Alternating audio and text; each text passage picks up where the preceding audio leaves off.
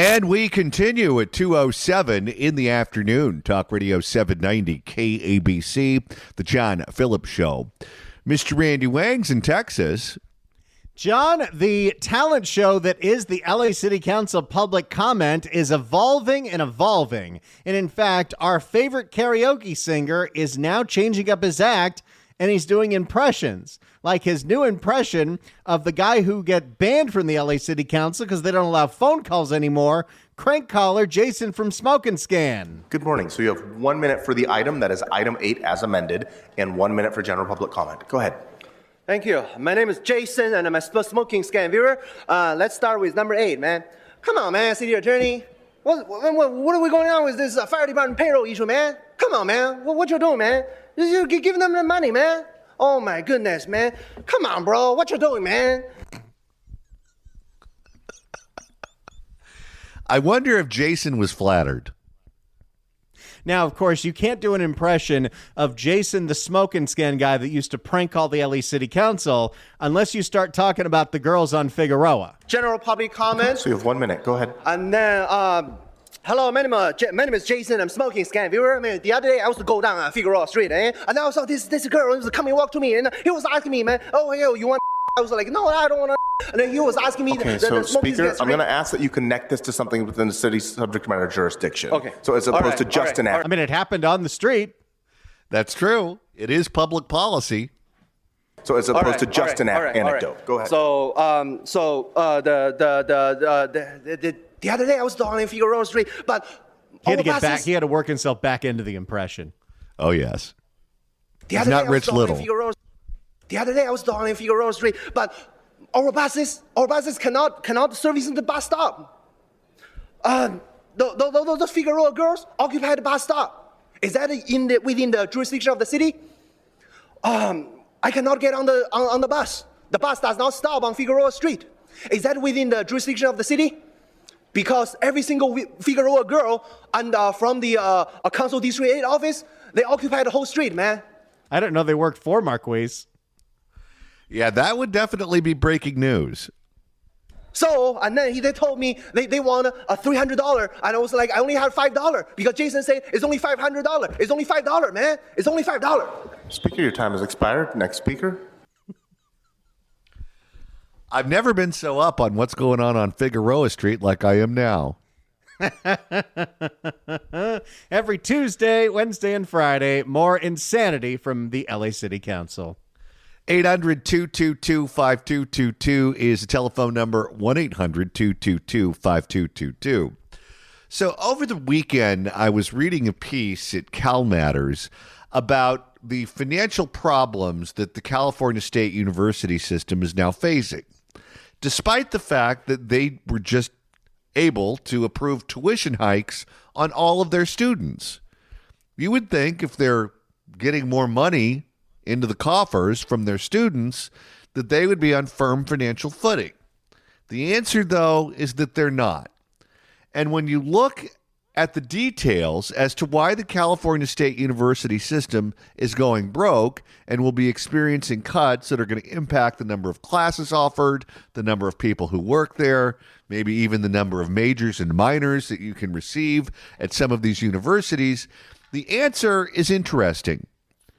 The reason that they're going broke is because their insurance costs are through the roof, whether it be to insure the actual buildings and structures or health insurance of their employees. And also their utility bills are through the roof, gas, electric, and the like. And they can't afford to cover those bills without making cuts elsewhere. The short of the story is the state's insurance and utility crisis is hitting everyone, including California State University, in part, Randy, because the insurance commissioner will not do his job. I'm very kind of sketchy. The insurance crisis affecting every single part of California. It was true before the fires. It's even more true after the fires. And there seems to be only one politician in California that wants to directly criticize Ricardo Lara for his lack of doing his actual job, and that is former insurance commissioner and current Congressman John Garamendi. Get off your butt and do your job. And because of that, Ricardo Lara went to the LA Times and said that he's used to having people white mansplaining to him how to do his job, but he has it covered. Of course, because everything that's wrong with the insurance crisis is because everyone's racist against Ricardo Lara. And John Garamendi is now responding to Ricardo Lara. John Garamendi went on KCAL to talk about the insurance crisis. Here's KCAL. California Insurance Commissioner Ricardo Lara has refused State Farm's request for a 22% increase after the deadly SoCal wildfires. Lara. Well, yeah, because too many people are paying attention. No kidding. Lara has a controversial plan to reform the insurance industry, but he is facing criticism over his policies, with some saying he is not doing enough to protect consumers. Congressman John Garamendi of Fairfield is also the former insurance commissioner of California, and he joins us to talk about what he believes should be done to hold insurance companies accountable. Good morning. Good morning. Good to be with you. And indeed, She just had some hopeful, wishful thinking, and she called him commissioner. No. Our commissioner's this guy. I'm very kind of sketchy. Yet another reason why term limits aren't a good idea.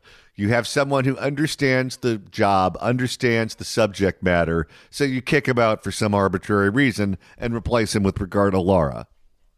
it's good to be with you. And indeed, there is a insurance crisis throughout the state of California, and certainly in Southern California with the fires and the aftermath of it.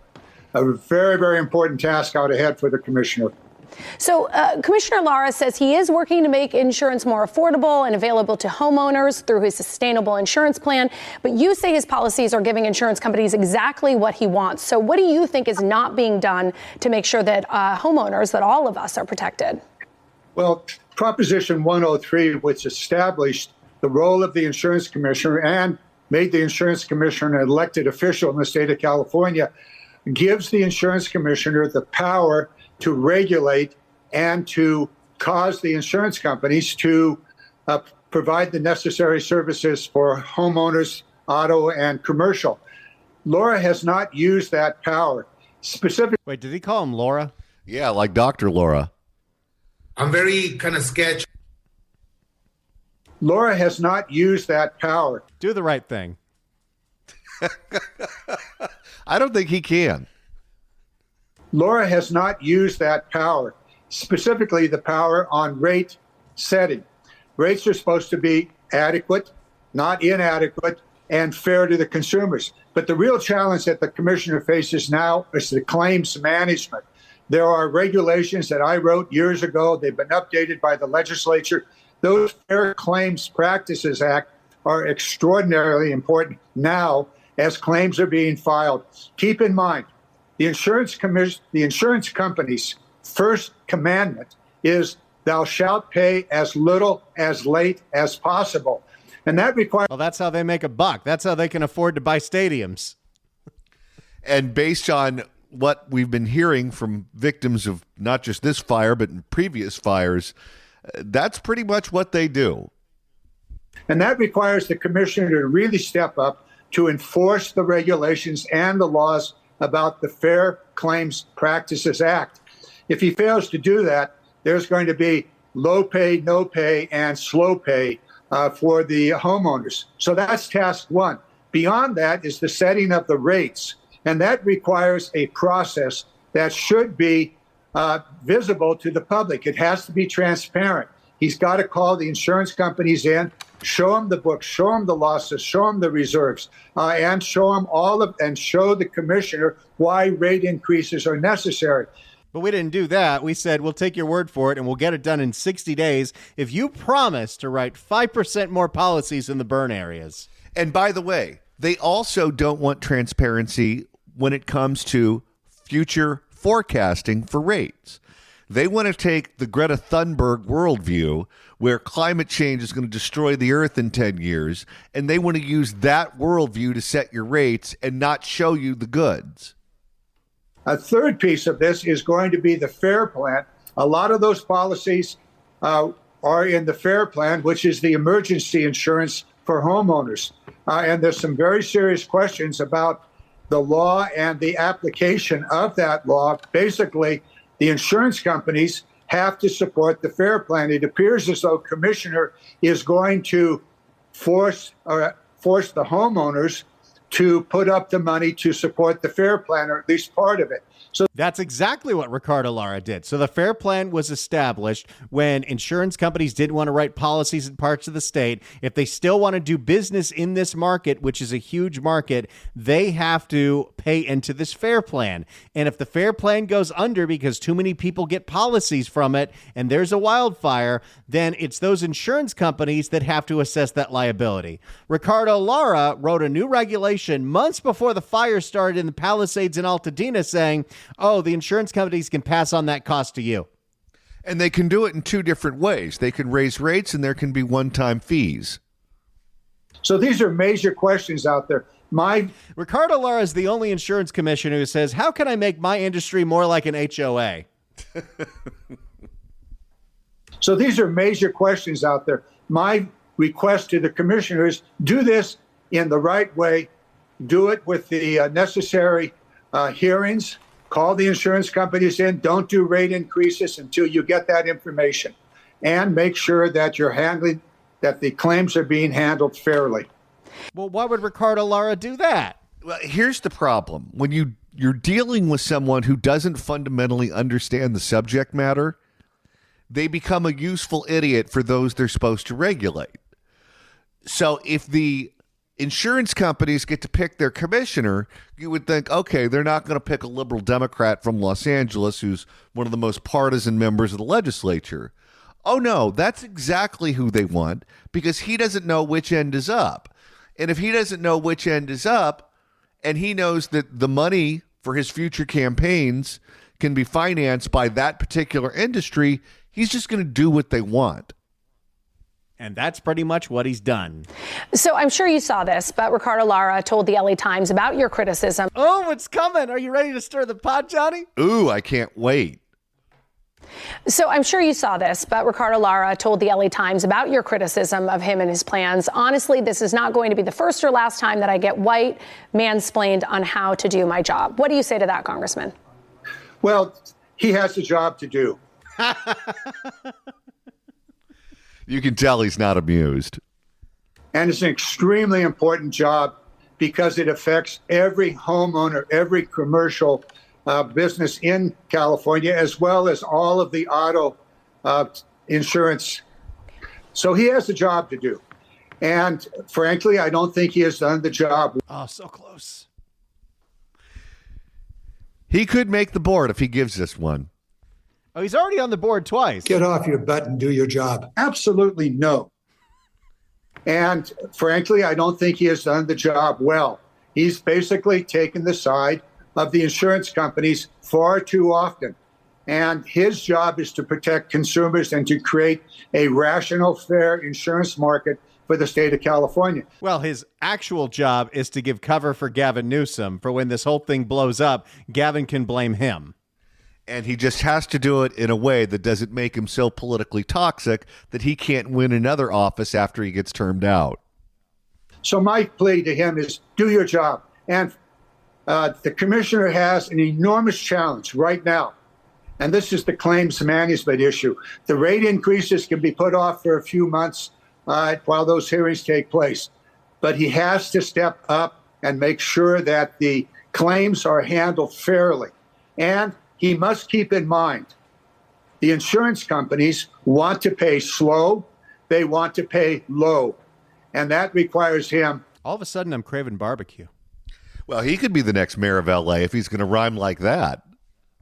And that requires him to bring the hammer down on the insurance companies with the claims management.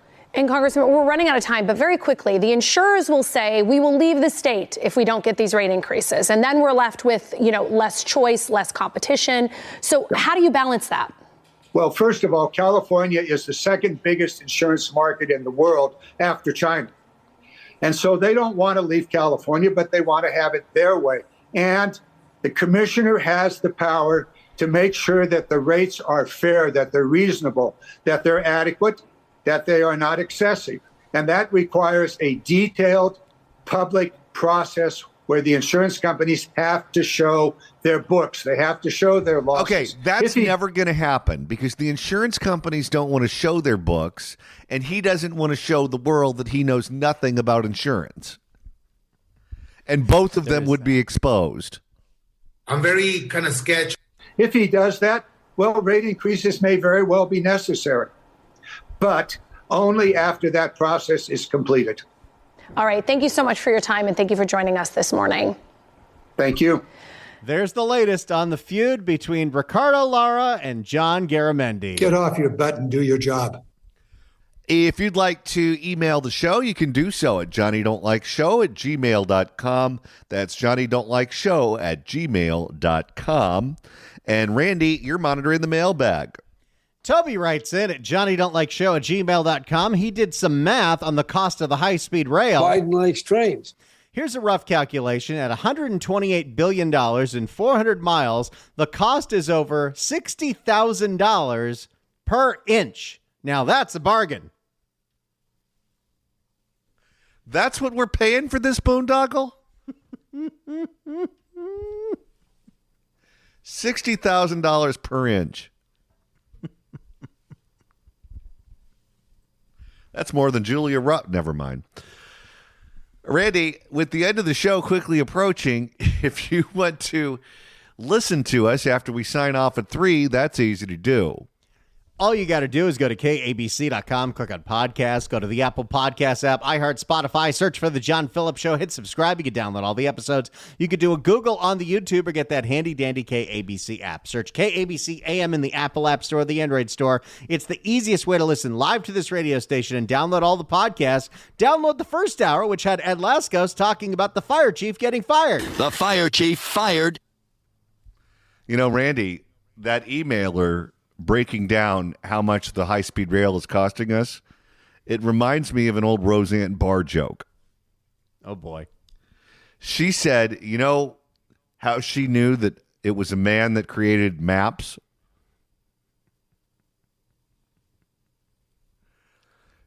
She said only a man could look at an inch and see 100 miles.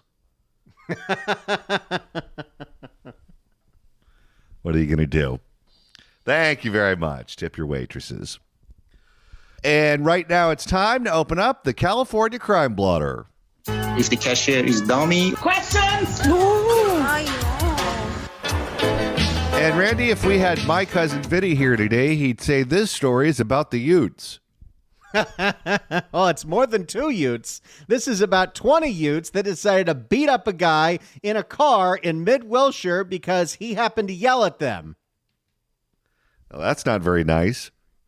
Let's find out about this mob on teens on bikes attacking random people in their cars. For more, here's KTLA. Caught on camera, a man viciously attacked in the middle of the street. This happened after he confronted a group of teenagers on bikes. KTLA 5's. I don't know what it is about teenagers. When you get more than 3 of them on bicycles together, they turn into an angry mob. Yeah, they become Hell's Angels. KTLA 5's Kimberly Chang live in Carthay with the details. Good morning, Kimberly. Hi, good morning. And this was also a disturbing scene for the witnesses who were here, their cars blocked as this chaotic scene unfolded right behind. That's the real tragedy, not that a man got beaten, that traffic on Wilshire was backed up for miles. We all suffer. Right behind me, one person started recording the incident. Of course. Because if you can render aid or record it for YouTube, of course YouTube wins.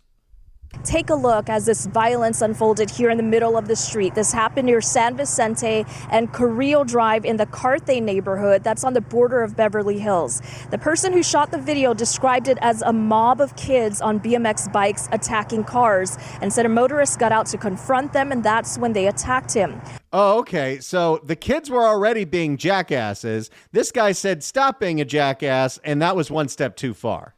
Now, we don't know what's going to happen to the kids, but thank God George Gascon is not the district attorney, because if he was, you know he'd be on the news today defending the kids. The video shows a large group kicking and beating a person while he's on the ground in the middle of the street in broad daylight. As I mentioned, this chaotic scene blocked drivers on the road, many frightened. LAPD said it happened around 4:30 p.m. Saturday. Police say the motorist suffered minor injuries and reported that the car was vandalized. Now, we spoke with a witness earlier. Take a listen. Right as I got out of my car, one of the kids jumped on top of his Mercedes and smashed in the windshield. But that's a little more than vandalism. Yeah, and if someone got freaked out and thought that their life might be in danger and they slammed on the gas and ran one of these little bastards over, that they'd come down on that motorist like a ton of bricks. And smashed in the windshield. But it looked like it was a situation where he got out of the car to confront all these kids that were blocking traffic, and they all jumped on him. It was just an innocent guy that got out of his car, and they all swarmed him, and they were stomping his head. It was really... His mistake was not just dealing with the fact that these kids wanted to vandalize the cars. Yeah, and they're used to living in George Gascon's Los Angeles, where they can get away with this stuff anytime they want to do it. It was really hard to watch. But we got there, and by the time we got there, we were just there to offer help to him. And it took literally 30 minutes for the police to get there. Second largest city in America, and it takes the police 30 minutes to arrive. It is unacceptable. 30 minutes to get to a man being beaten up by a pack of wild teens? And it's not just like it's a random beating. It's going on in the middle of a busy street, and it's blocking traffic. So it's impacting potentially thousands of people. And he said there were maybe 20 or more juveniles involved. Now, this is not the first time. And he said there were maybe 20 or more juveniles involved. Now, this is not the first time there's been a violent incident involving... Do any of these 20 juveniles have parents? Yeah, no kidding. What are the parents doing when they're sitting at home watching the news at night? Oh, look, there's little Johnny on the news. And it's not because he won the science fair. Involving bicyclists and a motorist. In January, this video went viral after a Mercedes was seen going through a crowd of cyclists near Olympic and Rimpau in the nearby Mid-Wilshire area. That car was reportedly vandalized inside a parking garage. Detectives are investigating both incidents. It's not clear. Boy, John, what is the running thread of every story we do in Los Angeles County? No arrests have been made. At this time, if the same group was involved. Now, Councilwoman Katie Yaroslavsky, whose district includes this area, did send a statement saying in part, quote, "I'm deeply disturbed by the attack. My heart goes out to the young man who was assaulted and his family." She went on to say that while law enforcement has not indicated that they think this was a hate crime, any act of violence is unacceptable. Reporting live. That seemed kind of erroneous. She is totally useless, by the way.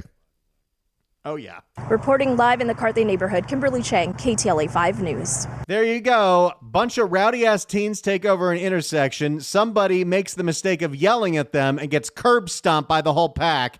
And we haven't found anybody. And it took the cops 30 minutes to get there. Just another day in Norman Rockwell's America. If you'd like to email the show, you can do so at johnnydon'tlikeshow@gmail.com.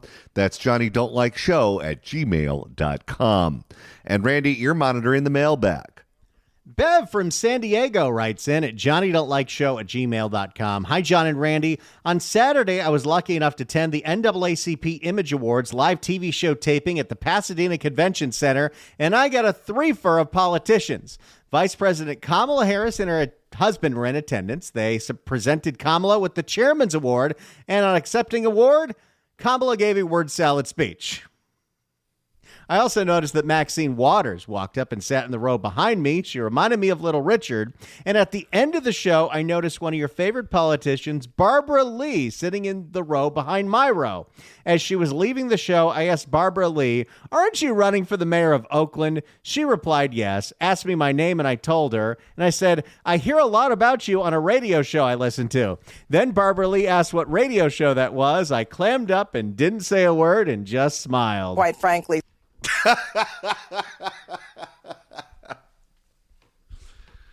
Oh, dear.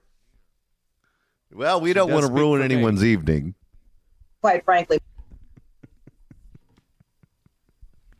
And Randy, it's time to reopen the California Crime Blotter. If the cashier is dummy. Questions?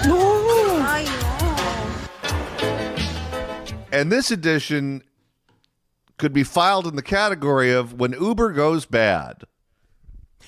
Someone who's an Uber driver was helping out somebody in need and decided to help this guy who needed a ride and put his bicycle in the back of her car, and then he tried to carjack her. That's not very nice. For more, here's ABC 7 Eyewitness News. Then a woman tells a terrifying tale after jumping. It is ABC. You know they had to do some alliteration. Well, if Mark Brown was there, we'd get more. Naked and unafraid and just a feet away from the Beverly Hills border. As the tents go up, the clothes come off, and now outraged locals are fighting back against the nudity, narcotics, and negative impact on their businesses. He's the best. Then a woman tells a terrifying tale after jumping in the front seat of her own car on top of a man who was in the middle of trying to carjack her vehicle. Uber driver Casely Scott, who is also an Army National Guard specialist, agreed to give a stranger in need a ride. Yeah, that's your first mistake. Well, it sounds like the carjacker picked the wrong person to carjack. Agreed to give a stranger in need a ride. See, if it was an Uber customer that was trying to carjack you, they'd lose their 5-star rating. How come you only have 1 star, sir? Well, I did try to carjack the last driver. Agreed to give a stranger in need a ride. As she was helping him get his bike into her trunk, that's when things changed. And he just, I don't know, from when he turned to go towards the driver's side, I don't know, his face, his demeanor, everything shifted from like innocent to like rogue. Scott says he went rogue. He got that look in his eye. Scott says she shoved her hand into the door, keeping it open while the man tried to lock the car from the inside. I don't know. I just knew, I'm like, I got to get this door open or he's going to rip my arm off. And, you know, I'm in my mind, I'm like, I'm in school to be a surgical tech. I'm in the National Guard. I'm a painter. I need my right hand, you know? So I open it up in time and I just, as soon as I jump in, I'm like, stop. I kept telling him, stop. She could feel his movement. That'll do it.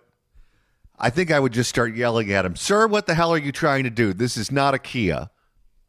She could feel his movements as he lifted his leg to slam on the accelerator, his arms jerking the car into a pole. I guess when he saw that like it was drawing attention, he elbowed me in my face and then he got out and took off running. I initially stepped out because I don't know why, but my thought was to go after him. I was going to chase him, but as soon as I got out of the car, my entire body just dropped. And like that's when all the pain and everything came rushing back. Scott tells Eyewitness. Yeah, the adrenaline can only take you so far. It wasn't enough to get her through the vengeance part of that story. No, but it sounds like it was fight or flight. Scott tells Eyewitness News it was all an instinct to fight for her car. I think back to it all the time and I'm like, why? Why did I jump in the car? And everyone was like, that's that soldier in you to just fight back for what's yours. And I felt. No, I think the why was, why did you try to help this guy out in the first place? Yeah, I think that was the point of failure. Just fight back for what's yours. And I feel like I had to. West Covina police say they managed to find the suspect and arrest him at a nearby car dealership. Not city of Los Angeles. No, in L.A. County, but not the city of L.A. There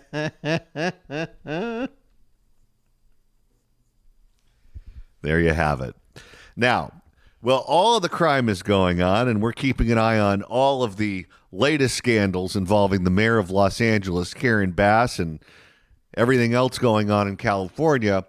Randy, a familiar face is appearing before the Board of Supervisors today. So, LA County Board of Supervisors, thanks to Measure G, now does all of their budget deliberations and budget presentations in the public, in the form of their meetings that are broadcast on YouTube. And over the past 3 weeks, they have had budget presentations from every department, whether it's the sheriff's department, probation, parks and rec. Everyone has had their chance to come up to the board and present their budget. And John, guess who's presenting today? Do not speak of her in those terms. I need to go to bed tonight. Well, she's presenting her budget. It's called a budget presentation. I don't know any other way to say it, but Babs is up in front of the board. I see. And it would be interesting to see if Barbara Ferrer is going to get any questions about some of the more interesting line items in her budget, like the money that we know that she has in her addiction budget category that she uses to fund a nonprofit called Homeless Healthcare Los Angeles to pass out meth pipes. Well, and it's not just the quote-unquote harm reduction that she's spending money on. She also wants jurisdiction over prostitution because she doesn't want the pimps to be put in prison. She wants her department, the Department of Public Health in Los Angeles County, to be able to, I guess, talk the pimps out of being pimps. Yeah. They just need some life coaching. Oh, yes. If only they had more after-school programs, they would decide to do something else with their career instead of becoming a pimp. Now, we know Ferrer has allies on the board, so don't expect any tough questions from Holly Mitchell or from Lindsay Horvath. Hilda's a jump ball, but I would imagine Catherine Barger and Janice Hahn, knowing that they have a public opportunity to rein in, and take down the fake doctor, maybe we'll get something juicy. No, thank you. I'm not sure, because those two have had it with her, but they know they don't have a third vote to dump her. Well, if you don't have the third vote to dump her, you know what you're getting with her. Even the stuff that's totally insane is not a surprise. You expect that from Barbara Ferrer at this point. Now, here's another potential curveball. We know that there's a new strain of coronavirus that's been discovered. And they're already starting to talk about this on social media and some of the national news platforms. I'm sure it's on the radar of all the public health people. If you are Barbara Ferrer, can you use and abuse that to try to get your budget increased dramatically by threatening the Board of Supervisors, saying there's another pandemic on the horizon, and unless you fully fund me, or unless you fund me beyond what it was that you gave me last year, if there's another pandemic, I'm going to go public and say that you didn't give me everything I asked for, and you're the reason why we're dealing with a new pandemic and we don't have the resources to do what you're asking me to do. That could be part of it. Wouldn't that be interesting to see Barbara Ferrer talk like a gangster? She commands a massive budget. We know that she has gotten the taste for all of the attention that she's been getting again because she keeps inserting herself into the fire recovery in the Palisades and in Altadena by being a part of all these town halls telling people to mop up the ash. I wouldn't put it past her to try to get everything she can because she feels the power that she has as one of the highest paid officials in the entire county, $650,000 a year to not have a medical degree. Yeah. Well, if anything interesting comes out of the mouth of the fake doctor at that meeting, we'll certainly have it for you on tomorrow's show. That's going to do it for us today, but we'll be back tomorrow at noon for another live and local edition of The John Phillips Show right here on Talk Radio 790 KABC.